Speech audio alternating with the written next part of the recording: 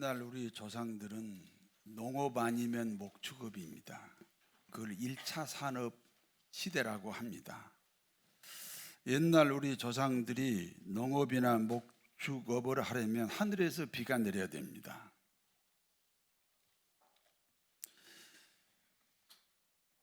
그런데 어떤 해에는 비가 내리지 않거나 비가 와도 파종 시기를 지난 후에 비가 옵니다.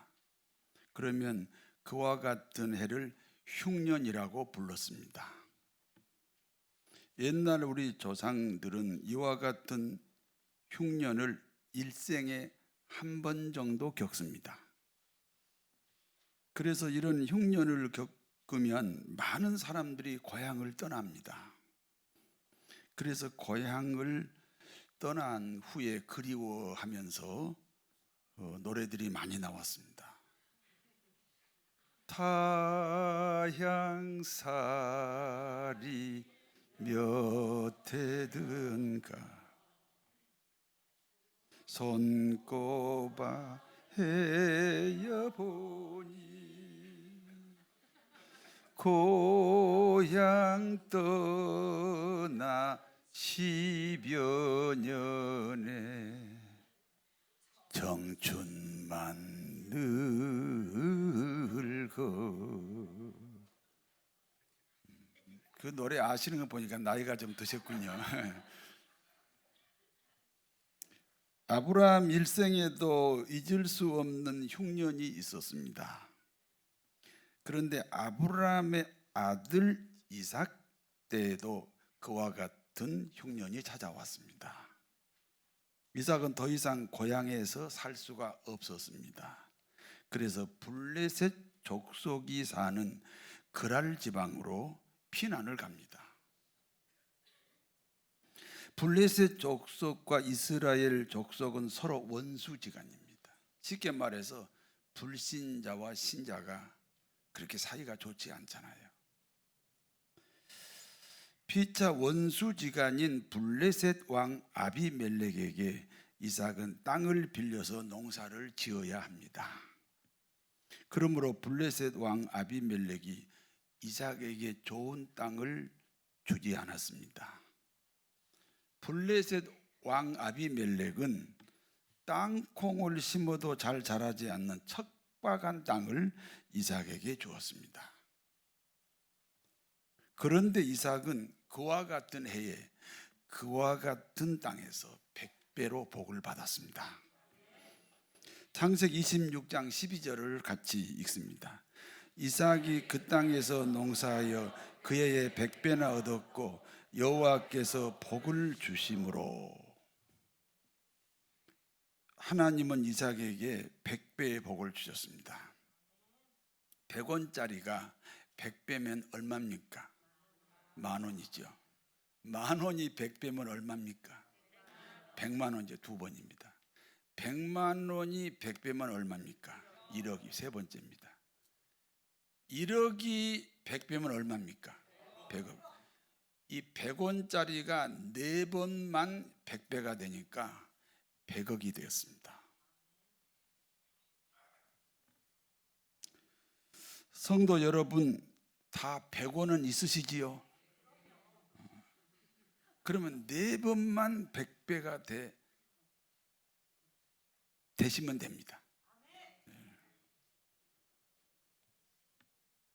그러면 100억입니다. 그러니까 돈을 쫓아다니시면 안 돼요. 돈이 나를 쫓아와야 돼요. 어느 날 똑똑똑 노크 소리가 들려요. 낙스리 타임. 누구야? 저 10억입니다. 가. 또 그 다음날 또 똑똑똑 낙스리 타임. 누구야? 100억입니다. 들어와. 부자가 사는 사람들의 특징입니다. 돈이 쫓아옵니다.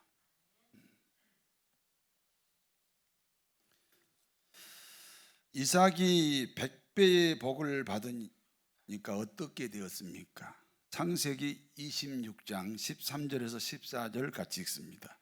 그 사람이 창대하고 왕성하여 마침내 거부가 되어 양과 소가 떼를 이루고 종이 심이 많으므로 블레셋 사람들이 그를 시기하여 창대하고 왕성하여 거부가 됐습니다. 양과 소가 떼를 이룹니다. 한 마리 두 마리가 아니에요. 100마리가 한때요. 수백 수천 떼를 거느리게 됐습니다. 종업원이 힘이 많습니다. 블레셋 사람들이 시기합니다. 성도 여러분, 지금 동정을 받고 계십니까? 성도 여러분, 지금 시기를 당하고 계십니까? 사람들에게 동정받는 일은 하나님의 뜻이 아닙니다. 사람들에게 시기를 당하도록 잘 사셔야 됩니다. 블레셋 사람들이 이삭이 복 받는 게 너무 싫었습니다. 그러므로 복을 받지 못하게 하기 위해서 이삭이 먹고 마시는 우물을 메꾸어 버렸습니다. 우물을 메꾼 다음에 아비멜렉 왕이 이삭에게 이렇게 말합니다. 이삭, 당신은 우리 블레셋 복을 다 가져가는 것 같아. 이삭, 당신이 우리 블레셋 복을 다 가져가니 우리보다 더 강해졌다. 그러니 우리를 떠나가라. 이삭은 계속 그곳에 머물게 되면 블레셋과 다투어야 됩니다. 그래서 다른 곳으로 이사를 갔습니다. 그리고 그곳에 두 번째 우물을 또 팠습니다. 그리고 그 우물 이름을 에색이라 불렀습니다. 에색이라는 이름은 블레셋에게 강탈을 당했다, 그런 뜻입니다. 이삭이 자기 우물 이름을 에색이라 부르는 것은 엄청난 고통을 당하면서 살았다, 그런 뜻입니다. 그런데 이번에도 블레셋은 에색 우물을 또 메꾸어 버렸습니다. 블레셋이 이삭의 우물을 계속 메꾸는 것은 이삭이 100배나 복받는 이유가 이삭이 소유한 우물 때문이다, 그렇게 생각을 하고 이삭의 우물을 계속 메꾸는 겁니다. 이삭은 100배의 복을 지키고 유지해야 됩니다. 그래서 세 번째 우물을 또 팝니다. 세 번째 우물 이름을 신나라고 불렀습니다. 신나는 적대감, 원수들이 나를 기다린다, 그런 뜻입니다. 두 번째 우물을 소유했을 때보다 더 많은 박해가 있었습니다. 그래서 이름을 신나라고 지었습니다. 블레셋은 여전히 세 번째 신나 우물을 또 메꾸어 버렸습니다. 이삭은 네 번째 우물을 다시 팠습니다. 창세기 26장 22절을 같이 읽습니다. 이삭이 거기서 옮겨 다른 우물을 팠더니 그들이 다투지 아니하였으므로 그 이름을 르호봇이라 하여 이르되 이제는 여호와께서 우리를 위하여 넓게 하였으니 이 땅에서 우리가 번성하리로다 하였더라. 이름이 르호봇 우물입니다. 르호봇이라는 뜻은 너무 넓다, 그런 뜻이에요. 블레셋 사람들이 생각합니다. 태평양을 메꿀 수 없다. 그와 같이 이 넓은 르호봇 우물을 우리가 메꿀 수가 없다. 그래서 블레셋 사람들은 우물 메꾸는 일을 포기하게 됩니다. 그러므로 이삭은 우물을 계속 보존하게 되고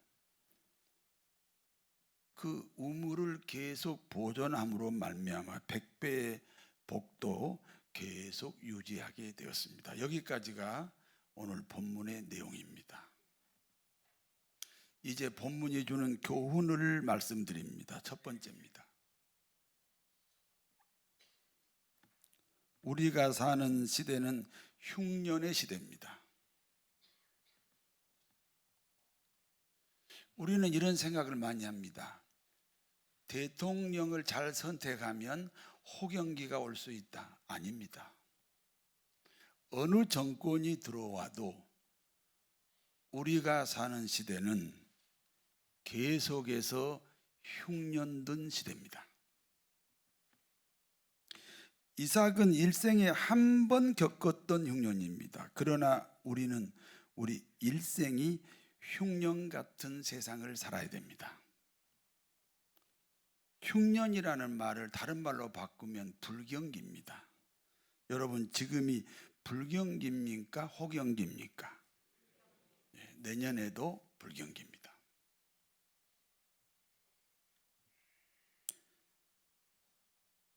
우리 시대는 일생이 불경기라는 두 가지 이유가 있습니다. 하나는 정치적인 이유입니다. 과거에는 선거 때가 되면 흰 고무신을 돌렸습니다. 그래서 그때는 코로나가 없었습니다. 흰 고무신, 백신입니다. 지금은 선거용으로 복지 정책을 펼칩니다. 내가 아는 지인이 대표자 명함 하나를 구해달라고 했습니다. 그래서 내가 대답했습니다. 나도 대표자 명함 있다. 사단법인 김포시 나눔복지센터 대표 이후배다. 그랬습니다. 그래서 그 대표자 명함을 한 장 가져갔습니다. 대표자 명함 석 장을 어디다 제출하면 한 달에 180만 원이 나옵니다. 일하지 않고 놀아도 180만 원이 나오는 시대입니다. 어느 정권이 들어와도 이미 제공하는 복지를 줄일 수가 없습니다. 미국에서 실제로 있었던 일입니다. 어떤 사람이 한 마을을 정해놓고 집집마다 매일 아침 $100씩을 제공했습니다. 첫날은 놀래기도 하고 거부감을 갖기도 합니다. 웬일이야? 이 $100를 왜 줘? 무슨 함정이 있는 거 아니야? 이렇게 거부감을 가졌습니다. 두 번째 날도 $100, 세 번째 날도, 네 번째 날도 계속해서 $100씩을 이 마을 사람들이 받았습니다. 이제 아침을 사람들이 기다립니다.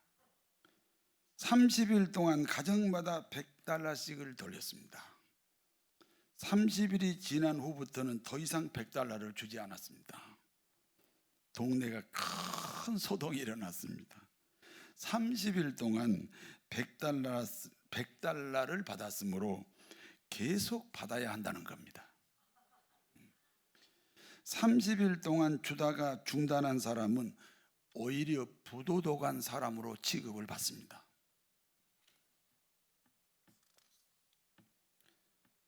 복지는 점점 늘어나야 됩니다. 복지의 함정입니다. 제3자인 백성들은 복지가 늘어난 만큼 세금을 더 많이 내야 됩니다. 그래서 세계 석유 매장량 1위 국가인 베네수엘라가 복지 때문에 회복 불가능한 상태로 망하고 말았습니다. 우리는 베네수엘라가 왜 망했는지 알면서도 지금 베네수엘라를 닮아가고 따라가고 있습니다. 다른 하나는 문명과 과학의 발달입니다. 세상이 발달하면 소비가 많아집니다. 지금은 자동차 없으면 안 됩니다. 아파트 값도 점점 올라갑니다. 휴가도 외국으로 가야 됩니다.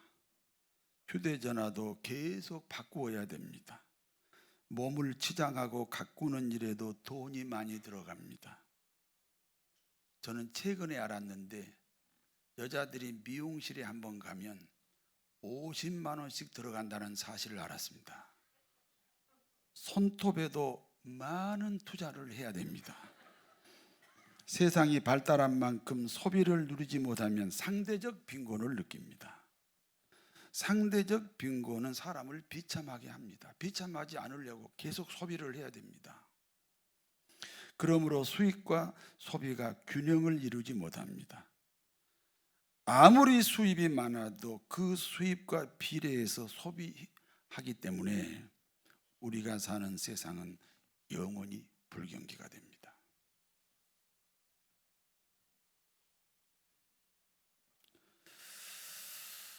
두 번째, 불경기 시대를 극복하는 유일한 비결이 있습니다.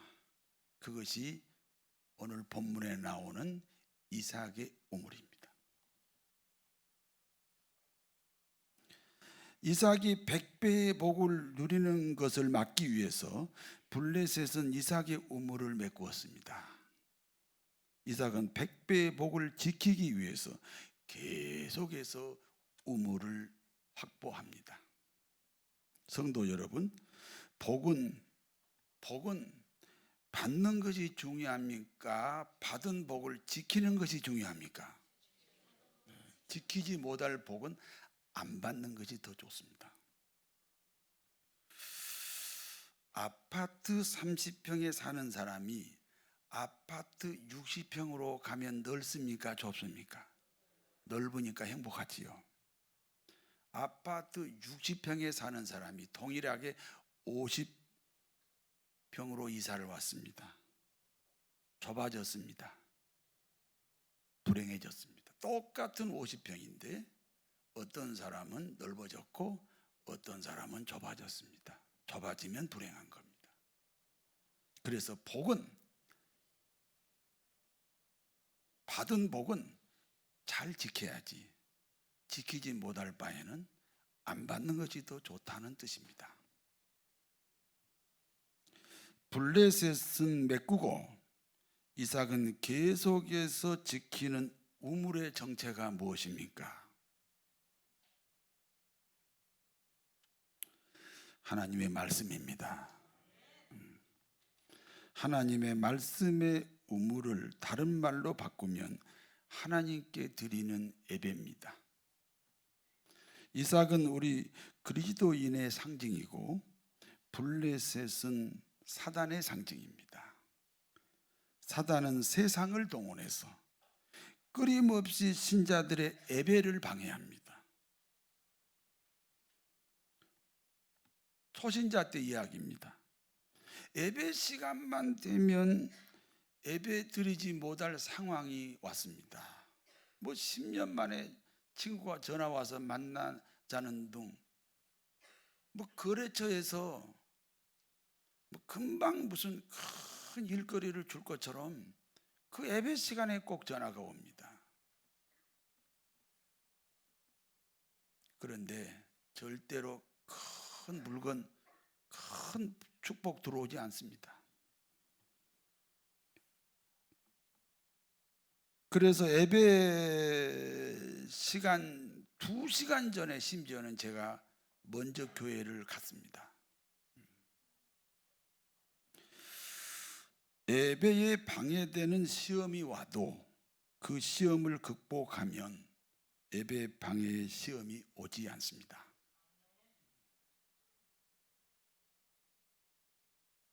지난주일 설교가 아브라함 얘기인데 아들 바칠 때 장애물이 있었습니다. 그걸 극복했습니다. 장애물 극복이 신앙입니다. 예배 방해의 장애물을 극복해야 신앙입니다. 이삭이 르호봇 우물을 팠습니다. 너무 넓게 팠습니다. 그래서 블레셋 사람들이 이건 메꿀 수 없어. 그래서 그때부터 블레셋이 이삭의 우물을 메꾸지 못했다. 우리 예배를 더 이상 방해하지 않았다. 이해가 되시면 아멘 하세요.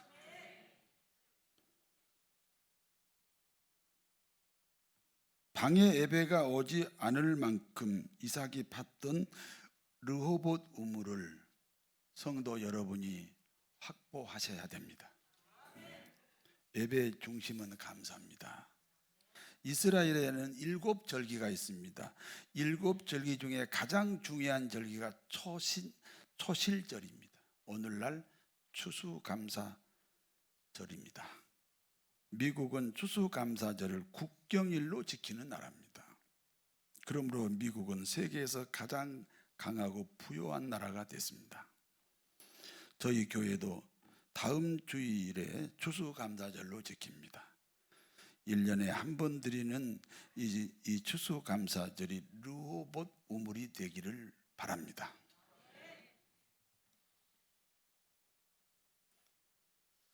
우리가 사는 시대는 흉년든 시대입니다. 계속 불경기가 지속이 됩니다. 좋은 시절은 오지 않습니다. 좋은 시절이 되려면 돈이 아니라 하나님을 선택하셔야 됩니다. 이와 같은 불경기 시대를 살아가는 그리스도인에게 이삭의 우물이 있어야 됩니다. 이삭의 우물, 하나님의 말씀은 교회 예배입니다.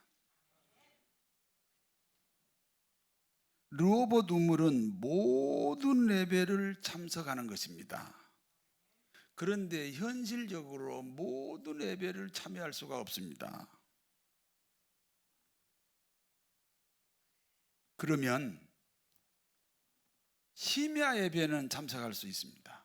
왜냐하면 저녁 9시에 시작합니다.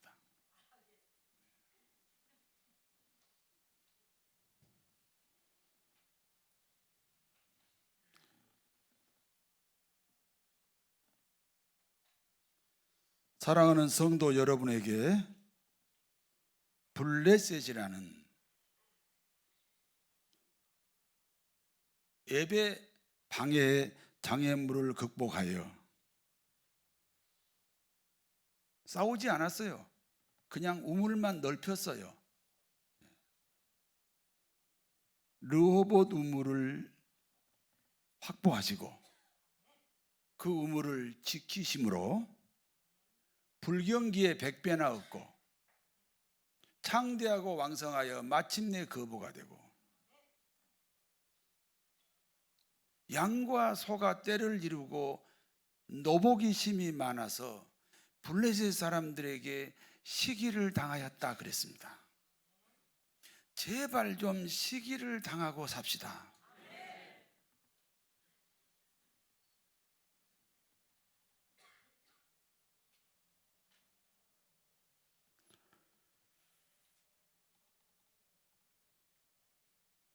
노복이 심이 많아 블레셋의 시기하는 이삭의 복으로 풍성하시기를 진심으로 축원합니다. 전능하신 아버지 하나님, 이삭처럼 100배로 복을 받아 그 복을 가지고 1만 명 성도, 1만 명 선교사, 10만 평 성전으로 부흥하게 하옵소서. 그리하여 오늘은 한국, 내일은 세계를 향하여 쓰임받는 저희들이 되게 하여 주옵소서. 예수님 이름으로 기도하옵나이다.